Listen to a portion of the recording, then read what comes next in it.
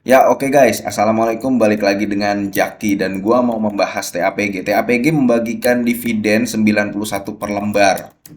Ya, ini pertanyaan yang banyak guys masuk ke Instagram gua guys. Ya, masuk ke Instagram Fahmi Nur Muzaki gua.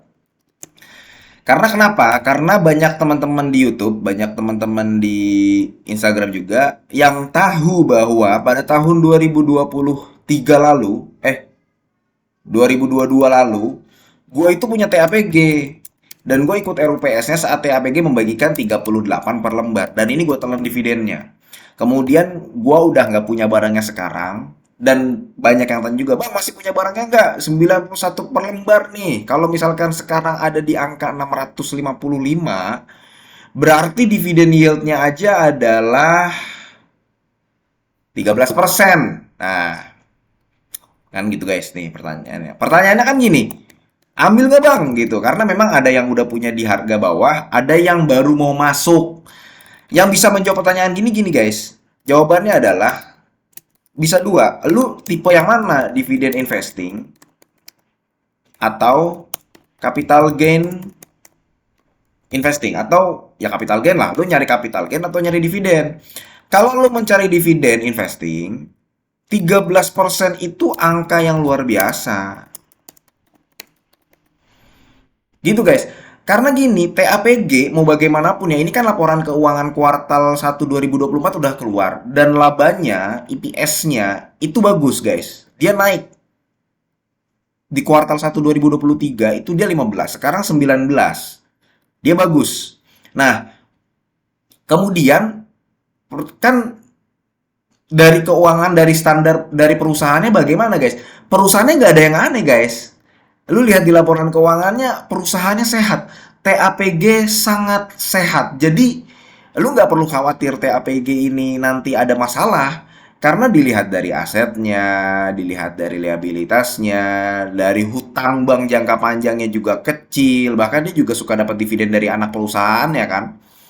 Nah, dia pun pendapatannya meningkat. Pendapatannya sih stagnan ya, nggak meningkat malah turun. Cuman menurunnya itu untuk kategori ini sebenarnya bagus guys, masih 1,9 triliun. Dan bagusnya lagi, walaupun pendapatannya turun, dia laba brutonya naik.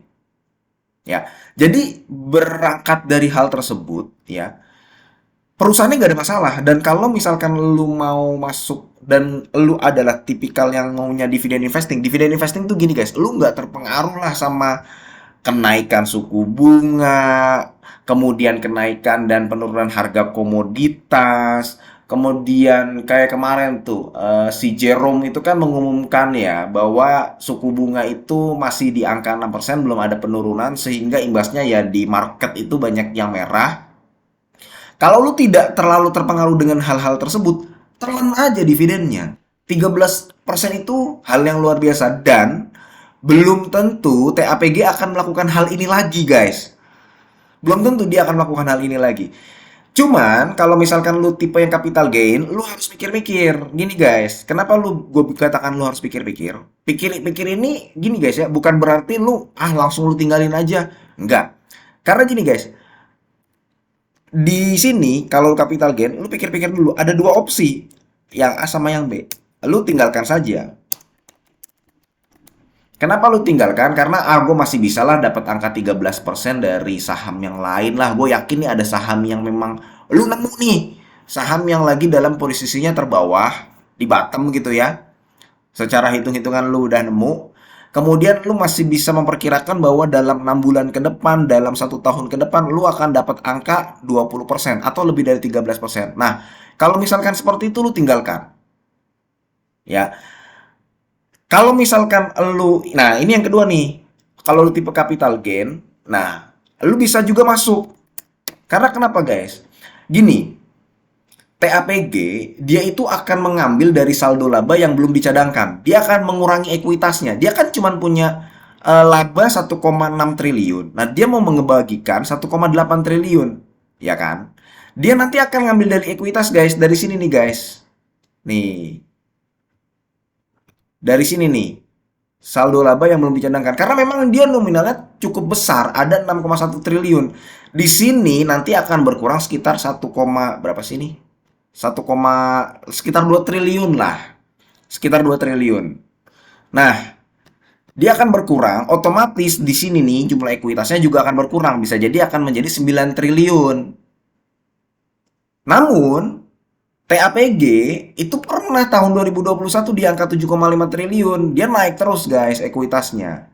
Ya, dia butuh waktu 1 tahun, 2 tahunan lah untuk mengembalikan ekuitasnya lagi. Dengan catatan dia tidak membagikan dividen yang jor-joran lagi.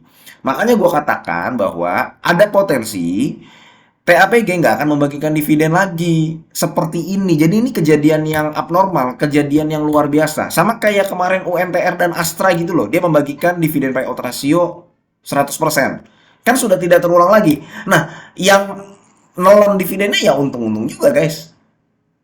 Kan dividen dapat duit cash. Nah, jadi kalau misalkan lu tipe yang capital gain, ya lu harus pikirkan lagi, lu mau langsung tinggalkan atau enggak. Kalau misalkan lu masih bisa mendapatkan 13%, 13% nih dari saham lain, ya, dari saham lain atau 20%, ya lu mendingan cari aja saham lain. Karena lu yakin nih bisa nemu yang bisa memberikan return 15%, 20% dalam waktu 1 tahun. Kalau gue sih nemu, jadi gue nggak masuk TAPG. Cuman, kalau misalkan lu adalah yang kesulitan menemukan return dalam 1 tahun ke depan 13%, apalagi kondisi pasar begini guys. Kondisi pasar begini. Gue tadi bilang nemu belum tentu gue nanti berhasil ya guys. Belum tentu gue berhasil. Tapi gue yakin gitu loh. Gue punya keyakinan saham ini bisa memberikan gue keuntungan 20% lah dalam 1 tahun, 1,5 tahun ke depan. Nah, kalau lu nggak bisa menemukan atau masih kesulitan menemukan apalagi di kondisi pasar seperti ini, ya lu nggak masalah masuk.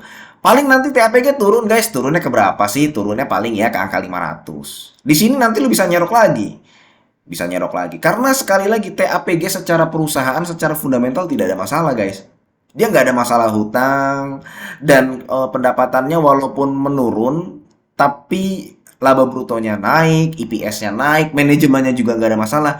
Seiring berjalannya waktu, 1 atau 2 tahun ke depan, dia bisa mengembalikan ekuitasnya ke angka segini lagi, guys. Dan dia bisa mengembalikan harga sahamnya juga seharusnya ya ke angka 655 lagi. Gitu, guys. Nah, itulah yang menyebabkan kenapa meskipun dividen yield TAPG besar, pasar tidak meresponnya dengan gegabah. Dengan gegabah begini guys, kan ada loh perusahaan yang dia membagikan dividen yieldnya di atas 10% tiba-tiba sahamnya langsung naik gitu kan. Nah, kalau TAPG ya enggak, dia masih di angka segini. Karena banyak investor yang sudah mempertimbangkan hal ini guys. Yang sudah mempertimbangkan ya ini tadi nilai 13 hitung-hitungan 13% ini.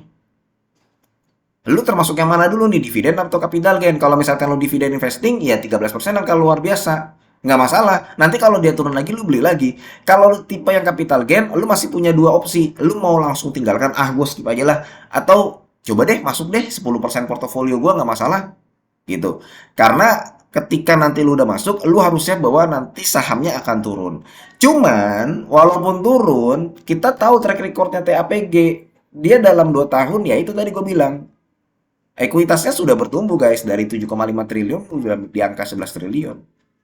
Gitu guys. Dan ya bisa jadi tahun depan tetap bagi dividen, cuman nggak sejor-joran ini. Bisa jadi di angka 25%, 50%, seperti itu guys.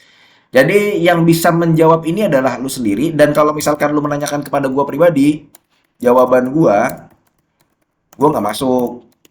Karena kan gua nggak punya barangnya nih. Gua nggak masuk TAPG. Karena kenapa? Karena gua punya keyakinan dengan saham koleksi gua saat ini bisa memberikan return ya, return di atas 13%. Itu jawaban gua, guys. Gitu, guys. Ya, sekali lagi ini ada jawaban pribadi dan karena ada banyak pertanyaan sehingga gua harus buat video ini. Mudah-mudahan video ini bermanfaat dan semoga lu sehat selalu. Ini bukan ajakan jual beli ya, guys ya. Gua akhiri, wassalamualaikum warahmatullahi wabarakatuh.